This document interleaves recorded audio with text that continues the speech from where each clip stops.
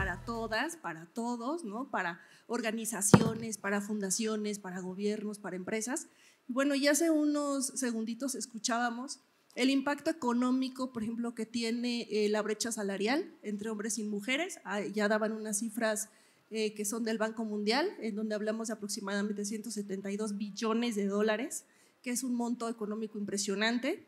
Y pues bueno, es cierto que todavía en las empresas seguimos viendo estas pues acciones de no inclusión, ¿no? Solo para las mujeres, sino también para personas con discapacidades. Entonces, la idea del panel del día de hoy con todo este escenario, ¿no?, de contexto, es platicar con ustedes la importancia de los liderazgos femeninos, ¿no?, y también la importancia de los liderazgos de las personas con discapacidad para contribuir con las empresas a un desarrollo sostenible, y también platicar un poco de cuáles han sido como esas estrategias exitosas dentro de las empresas y conocer pues cuáles son esos primeros pasos que las empresas deberían dar en temas de inclusión, en temas de diversidad, y que de pronto no los han dado, que a estas alturas del partido vemos que todavía sucede, ¿no?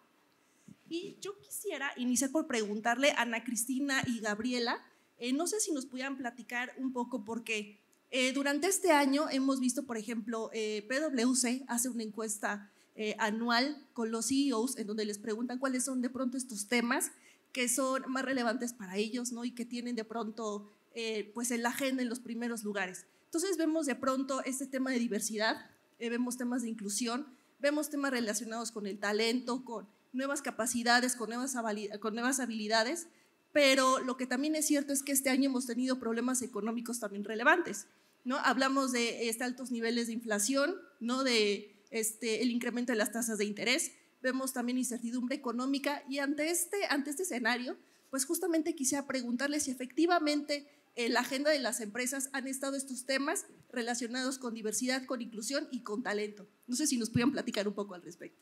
Claro, buenas tardes. Definitivamente el tema de COVID es algo que nadie esperaba, mucho menos las empresas.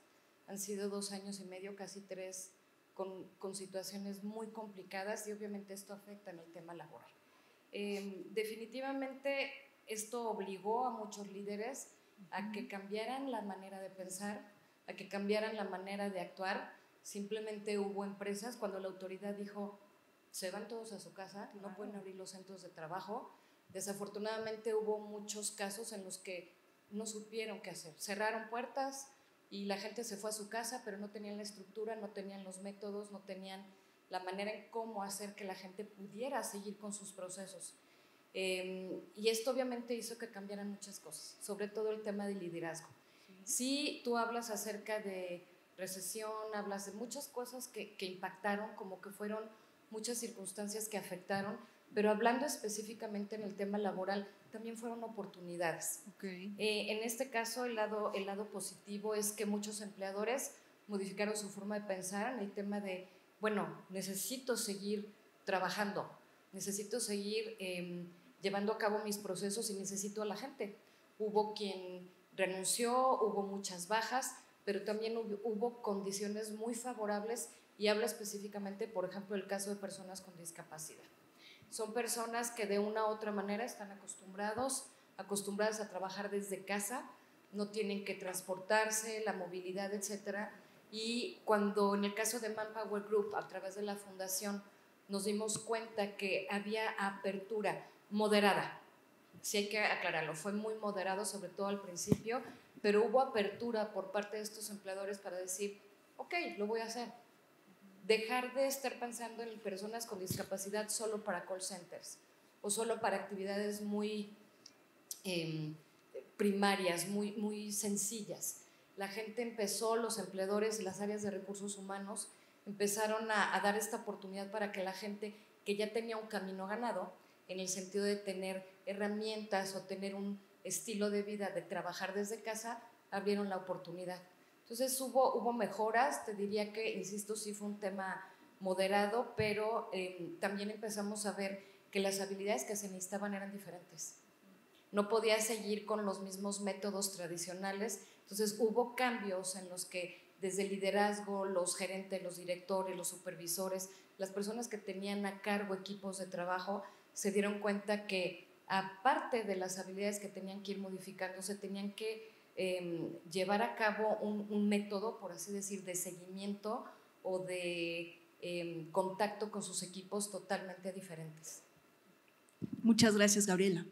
Ana Cristina. A ver, yo creo que primero, qué alegría este panel, qué emocionante, gracias por la invitación.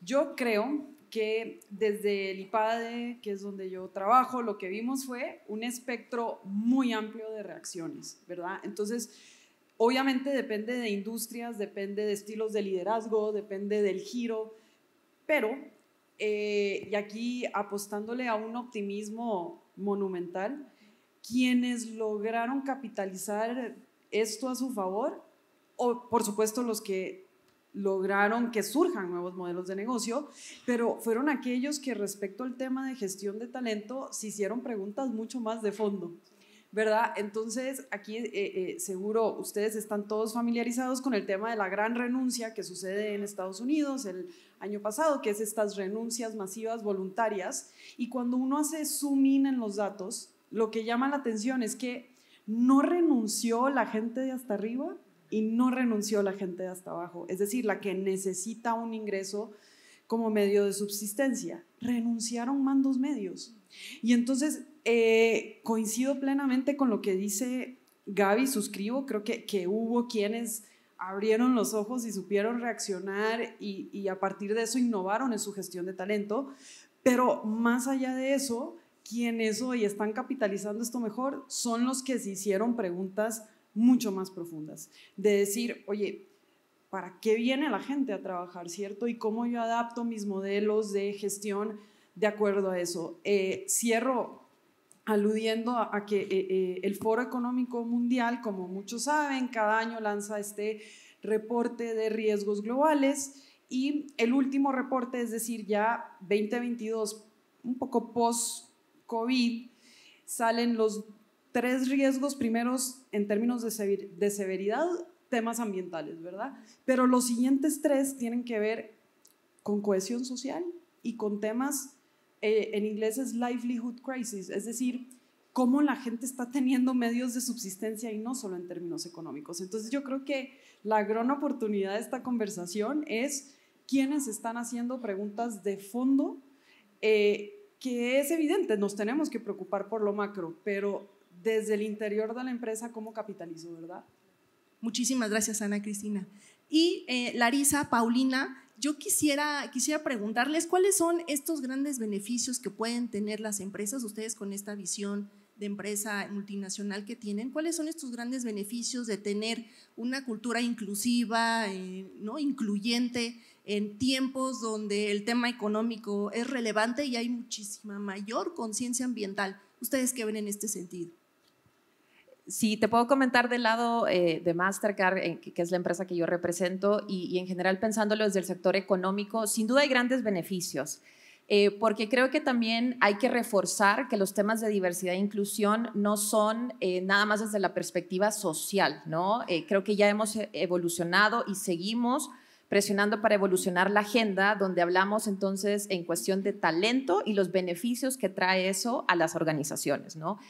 Recordemos que las empresas son motor económico clave para el avance de la sociedad y de un país, ¿no? Si pensamos, por ejemplo, en México, donde tenemos más del 51% de la población que son mujeres, pero tienes a 8 de 10 en situación de pobreza, como comentaban también por temas de COVID, una gran disparidad, donde más de 13 millones de mujeres en Centroamérica y en América Latina, perdón, y el Caribe perdieron sus empleos. Se vuelve crítico también entonces cómo las empresas estamos propiciando esos ambientes inclusivos, ¿no? Como comentaba Gabriela, también el COVID nos trajo grandes beneficios en temas de flexibilizar el ambiente laboral, que era un tema de suma urgencia y era una deuda que teníamos también. Y eso entonces abre una gran oportunidad no solo para las mujeres, sino para otros grupos tradicionalmente vulnerables en poder optar a mejores oportunidades de trabajo. Y también creo que desde la perspectiva de empresa, nuestros clientes, nuestros accionistas buscan y nos exigen cada vez más verse reflejados en los productos y servicios que ofrecemos. Y eso entonces genera el que tienes que propiciar siempre la innovación y sin duda la diversidad, no solo desde la perspectiva de género, de discapacidad, sino también la diversidad de ideas, el propiciar la innovación, el que continuamente estés cuestionándote, estés generando conversaciones ricas con diferentes perspectivas, con personas que vienen de diferentes ámbitos. Eso sin duda es un gran elemento de aporte hacia las empresas y por ende hacia lo que redituamos a la sociedad. Adelante. Gracias, muchas gracias primero por la invitación, Ruth. Es un placer estar aquí contigo y por supuesto con mis compañeras panelistas. Y bueno, nosotros como empresa líder en higiene y salud buscamos el bienestar de las personas, Ruth, a través de, y la inclusión, por supuesto, de las personas a través de derribar estos tabúes en torno a diferentes temas en la sociedad. ¿Cuáles son estos tabúes que nosotros todavía vemos y seguro van a estar de acuerdo con este tema? Nosotros vemos que, por ejemplo, un tema que está alineado a nuestra estrategia de negocio, como es la menstruación, ¿no? Como la incontinencia, de pronto son estos obstáculos que las mujeres o las personas menstruantes o las personas con incontinencia pueden tener para poder desarrollarse en un ambiente laboral, en un ambiente profesional y por supuesto tener beneficios, tener políticas, programas que apoyen a las mujeres, a las personas menstruantes o a las personas con incontinencia. Esto hace que podamos tener una empresa inclusiva, una empresa diversa, una empresa donde de verdad estemos conscientes de las necesidades de nuestros diferentes grupos de interés. Y bueno, para mencionar solo algunos de los temas, nosotros justamente generamos diferentes encuestas, ¿no? Ya hablaban de algunos porcentajes, algunos datos que nos revelan la necesidad tan importante de buscar estos programas y no solo programas, diría más bien una cultura inclusiva y una cultura diversa. Nosotros tenemos 3 diferentes encuestas. Una encuesta es la encuesta de higiene y salud, donde nosotros, ESITE a nivel global genera conversación en torno a temas puntualmente de higiene, salud, menstruación, incontinencia, sustentabilidad, que van muy ligados a la estrategia de negocio y lo generan en los 10 países prioritarios. Y esto nos revela datos tan importantes como que solo el 20% de los encuestados se siente seguro en un baño público, por ejemplo. El 47% de los encuestados opina que es necesario que las escuelas puedan crear espacios de diálogo para hablar de estos temas de diversidad, de inclusión. El 60% de los encuestados habla de temas de consumo responsable. Entonces, ahí es donde nosotros encontramos esta liga, vamos a decirlo, esta relación entre la diversidad de inclusión y los temas sostenibles o de desarrollo sostenible.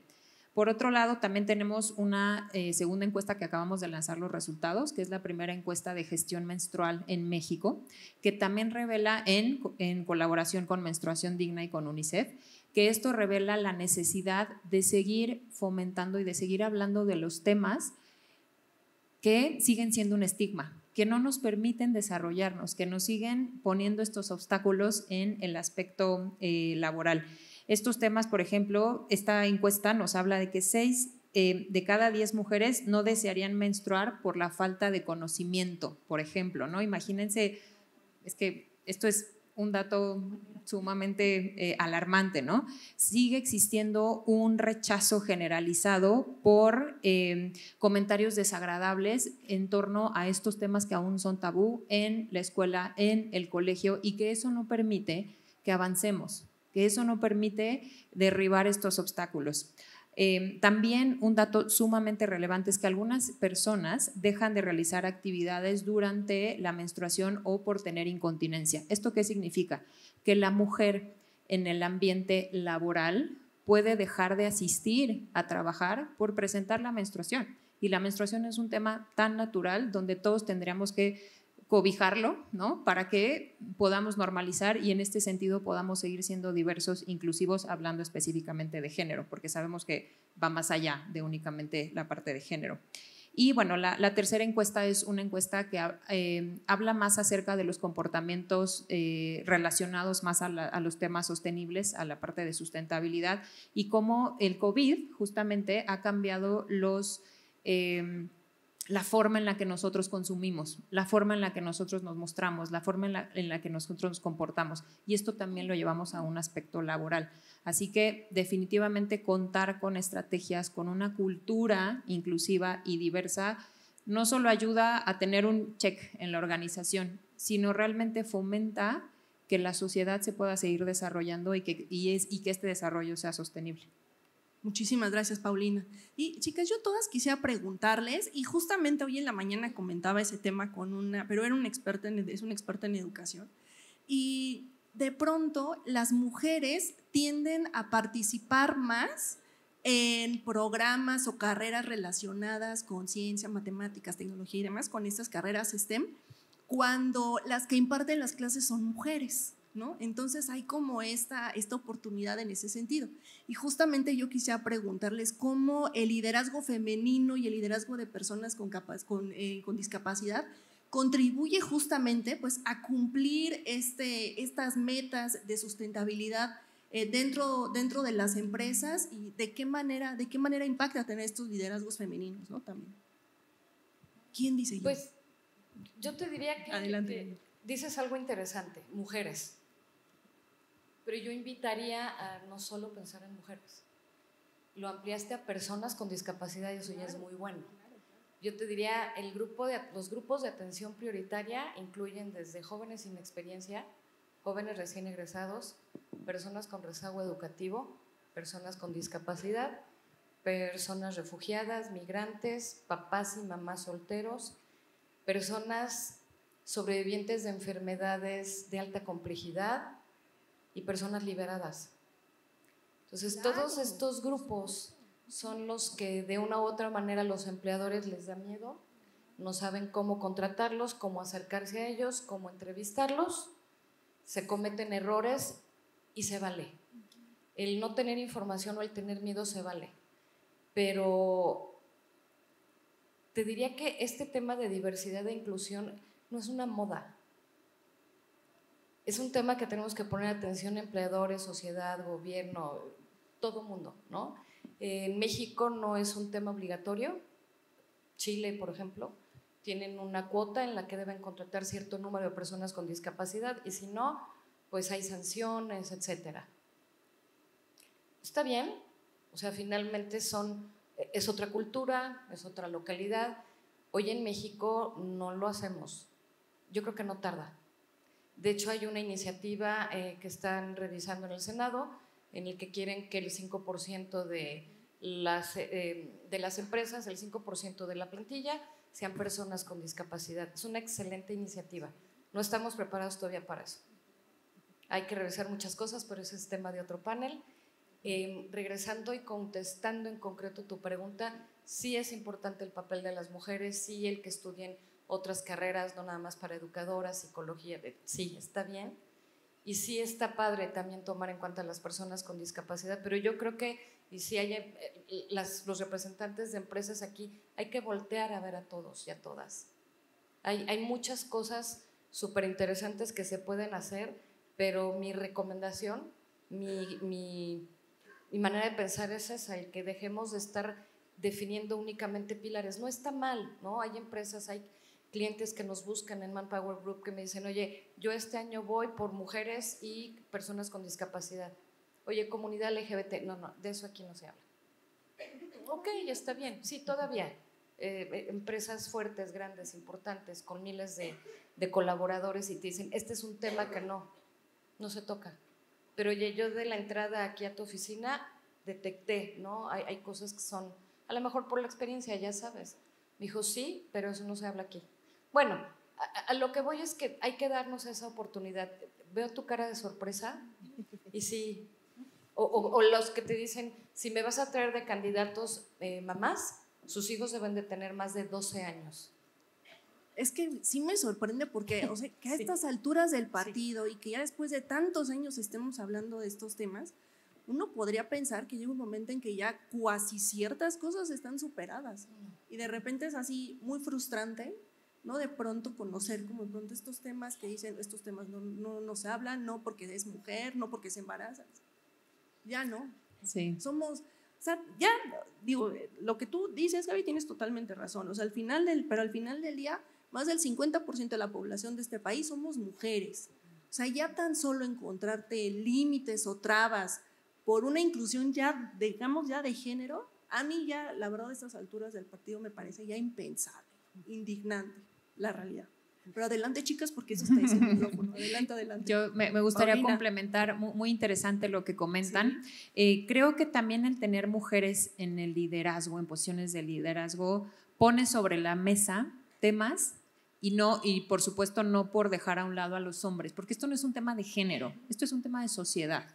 Pero tener a una mujer líder pone sobre la mesa temas que quizá no son, vamos a decirlo, compatibles con las prioridades, y no porque no lo quieran hacer, sino porque no lo ven. ¿Cómo sabremos lo que sienten o lo que sentimos las personas menstruantes durante la menstruación o durante nuestro periodo? Pues es que un hombre no lo va a poder sentir. Y repito, no es por dejar atrás a los hombres para nada, es un tema de sociedad. Tenemos que seguir poniendo visible las prioridades que como mujeres también vemos, sentimos, ¿no? Y también yo creo que algo importante es que diversidad e inclusión, y lo hago mucho hincapié porque de pronto se ve solo como mujer-hombre. No, va más allá de eso, va mucho más allá, diferentes comunidades, religiones, nacionalidades. Yo te diría, en nuestro equipo de liderazgo tenemos distintas nacionalidades, españoles, colombianos, argentinos, mexicanos, que al final también ponen en perspectiva la visión de otros lugares, ¿no? De otros países, y que eso también es un tema de diversidad, ¿no?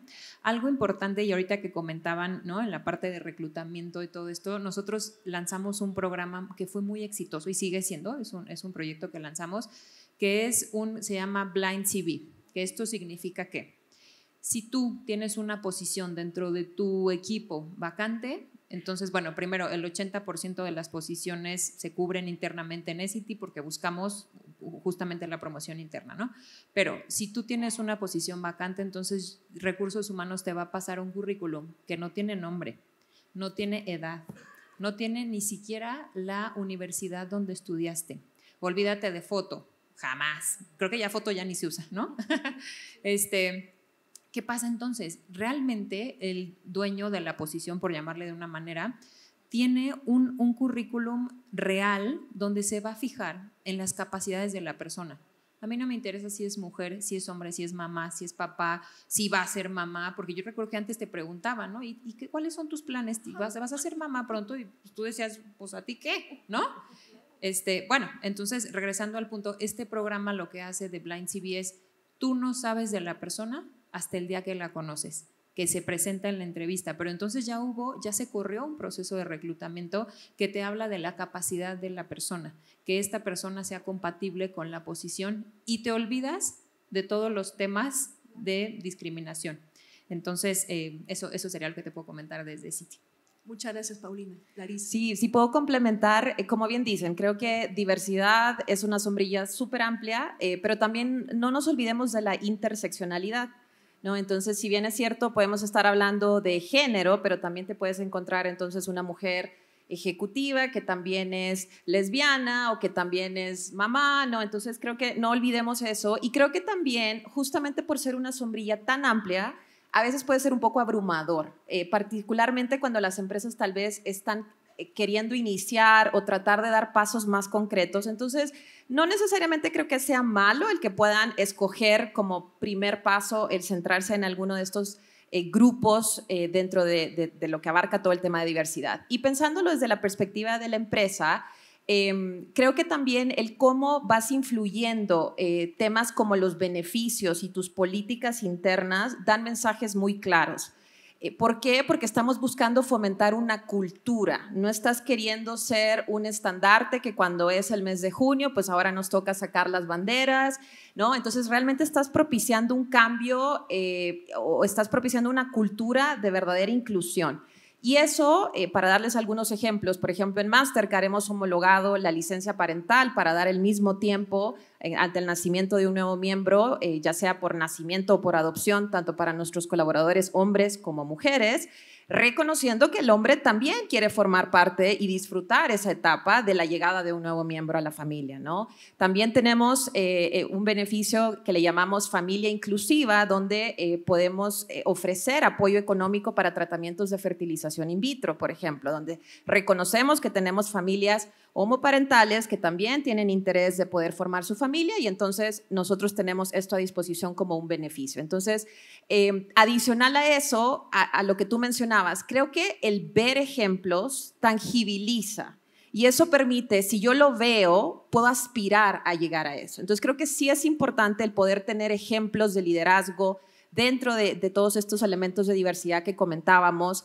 Nosotros también tenemos una participación muy amplia dentro del Club del 30%, que es una organización a nivel internacional que busca propiciar la presencia de mujeres en las juntas directivas y un 30% no como un techo, más bien como al menos el 30% de los miembros de juntas directivas debieran ser mujeres. Y creo que el tener esos ejemplos, el escuchar de mujeres también que han tenido que lidiar con diferentes situaciones a lo largo de su carrera, permite sentar esos ejemplos y permite entonces que las que vienen digan, yo también puedo, porque veo un ejemplo concreto, ¿no? Entonces creo que eso también ayuda.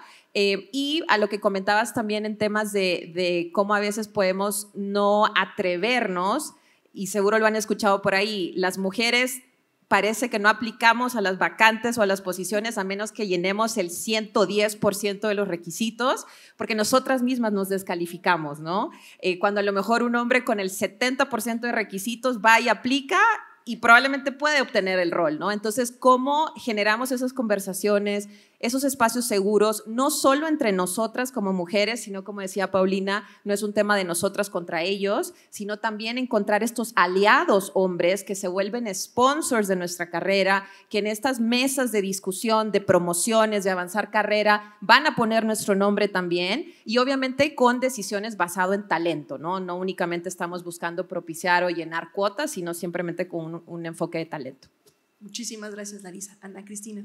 Ofrezco un punto de partida desde la sostenibilidad, porque cuando vemos la intersección entre ambas conversaciones es cuando esto se vuelve verdaderamente ambicioso. Entonces, si yo hiciera una encuesta aquí, incluso entre este mismo panel, y pregunto cómo se ve una ciudad sostenible, cómo sabemos que ya alcanzamos la sostenibilidad, les garantizo que todos vamos a decir algo distinto.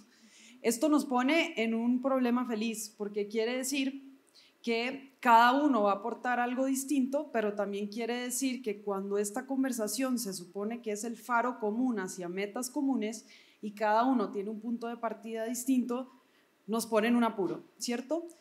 Anclaje número 1. Anclaje número 2.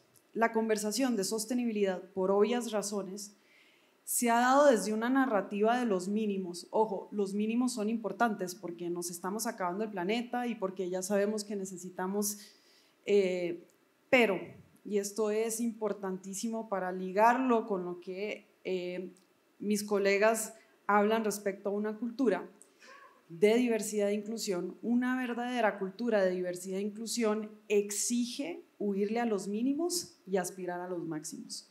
Y entonces, cuando ese es el riesgo, no estoy en contra de las cuotas y de ninguna forma me voy a meter en ese apuro, pero hoy que sabemos, las empresas que verdaderamente están logrando vincular ambas conversaciones de forma exitosa y que utilizan la inclusión como una plataforma para alcanzar los objetivos de desarrollo sostenibles, son las que le huyen a los mínimos y aspiran a máximos. Y entonces eso implica pensar en innovación y eso implica pensar en un proceso verdaderamente incluyente. Punto final. ¿Cuál es la gran ventaja de unir ambas conversaciones? Que al yo pensar en esos faros comunes desde los máximos, me estoy obligando no solo a pensar en el que incluyo, sino en el que está incluyendo, porque entonces me estoy obligando a repensar los espacios a los que yo incluyo, si no sería una conversación muy cortita. Entonces, listo, cierro con esa idea de que para verdaderamente vincular ambas conversaciones es tener la claridad de que nadie aquí sabe cómo se ve una sociedad sostenible, lo cual es un problema feliz, y entonces implica que escuche, y esa escucha activa es una verdadera interacción y diálogo entre el que incluyo y el que está dentro, que ni siquiera sabemos si el modelo del varón tampoco le ha funcionado al varón, entonces hay que pensar en el varón también. Me explico por dar un ejemplo concreto, pero qué emocionante conversación, ¿no?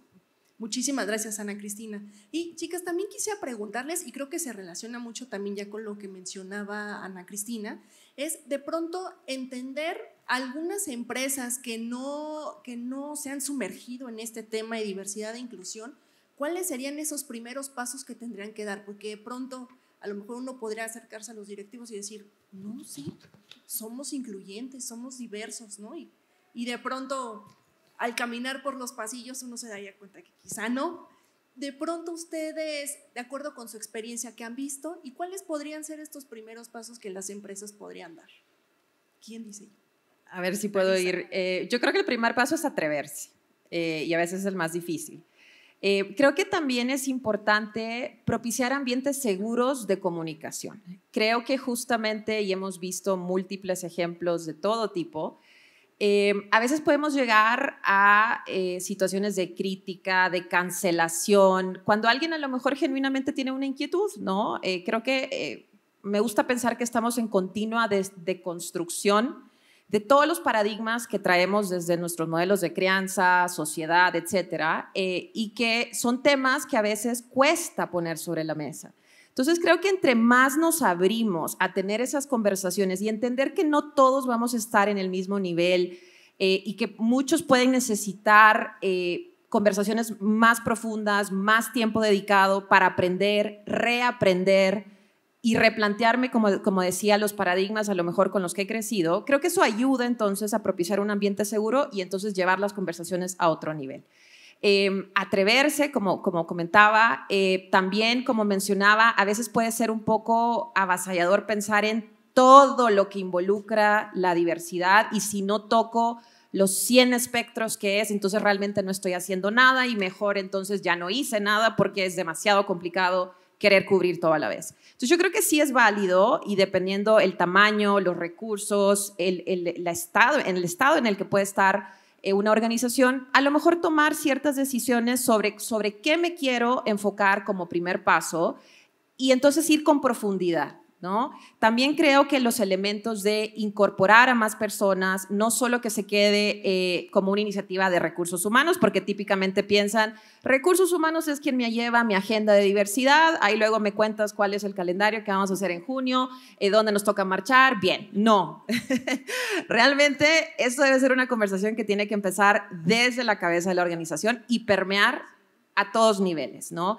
Creo que también algunos elementos que funcionan, en nuestro caso lo hemos visto y son grandes aliados, es los grupos de apoyo generados por los mismos empleados. Algunas empresas le llaman Business Resource Groups, en otros Employee Resource Groups, pero básicamente son grupos fomentados y creados por los mismos empleados, donde ellos buscan traer la agenda continuamente a la mesa.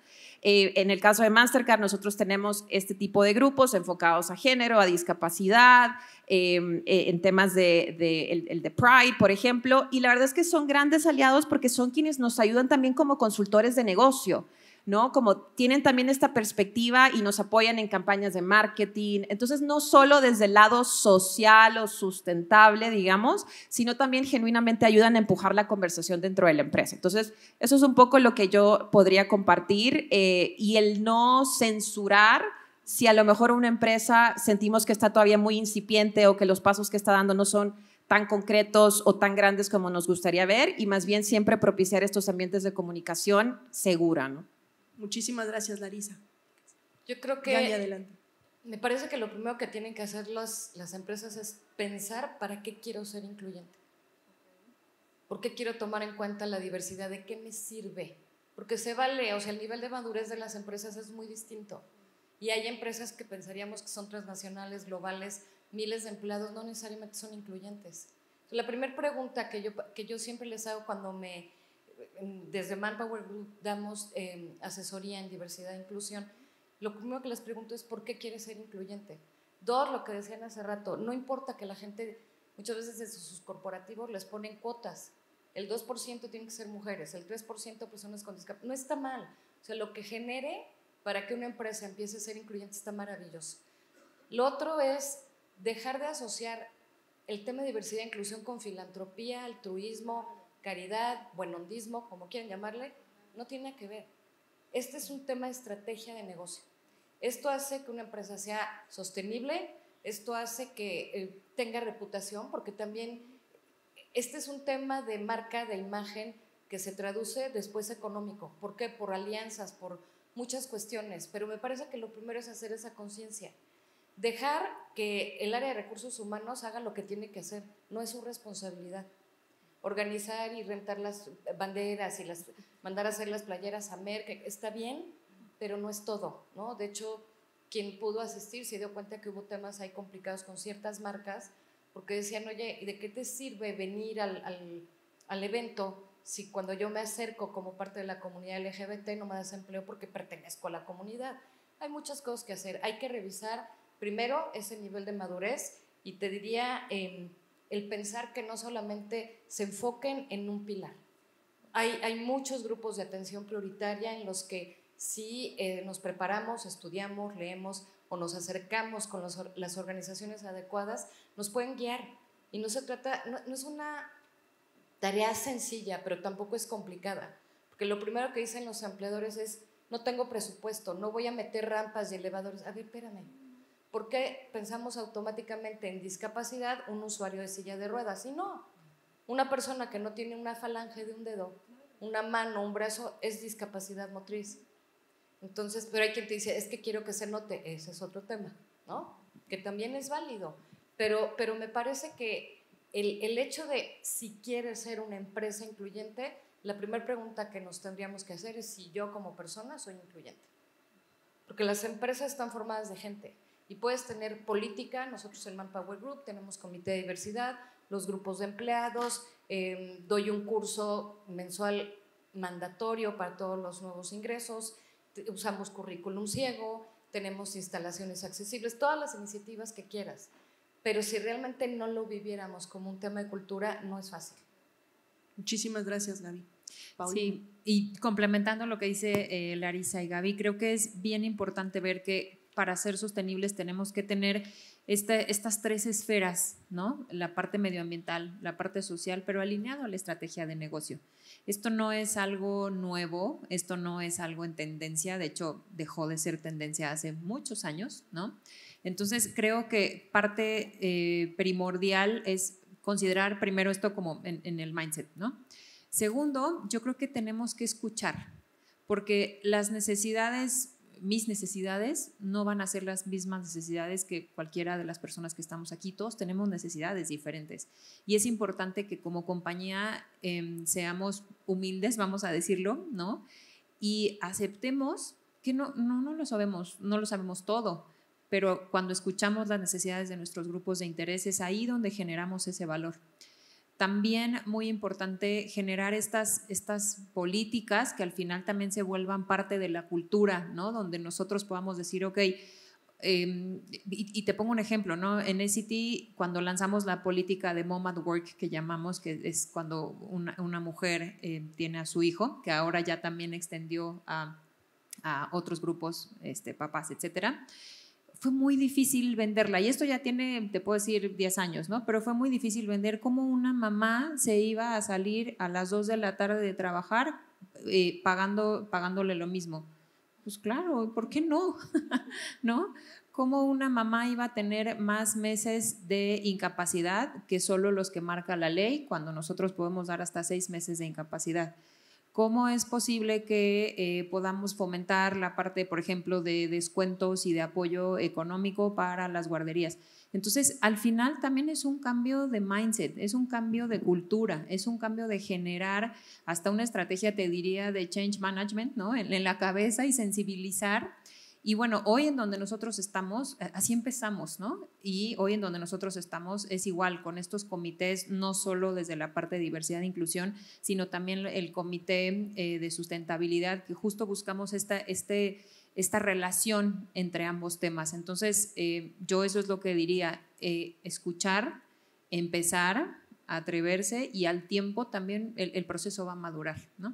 Muchísimas gracias, Paulina. Ana Cristina. Creo que tenemos 30 segundos, entonces 2 ideas breves. Una narrativa es que nadie se quede atrás y otra es que todos vayamos hacia adelante. Creo que implica un cambio monumental de formas de ver las cosas, que sabemos que funciona hoy en las empresas. No hay recetas, es una paradoja y una contradicción hablar de diversidad e inclusión y tratar de homogeneizar políticas. No funciona.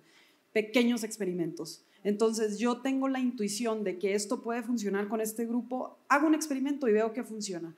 Eso es mucho más efectivo que meter políticas, salvo que ya sea algo muy probado y que muchas empresas ya funciona, pero con temas que no sabemos, experimentemos. Qué gran noticia, con eso cierro. Muchísimas gracias, Ana Cristina. Chicas, pues yo les agradezco muchísimo, se nos quedan un par de temas en el tintero, pero de verdad que muchísimas gracias y no sé si como mensaje final nos quieran hablar un poquito de este tema.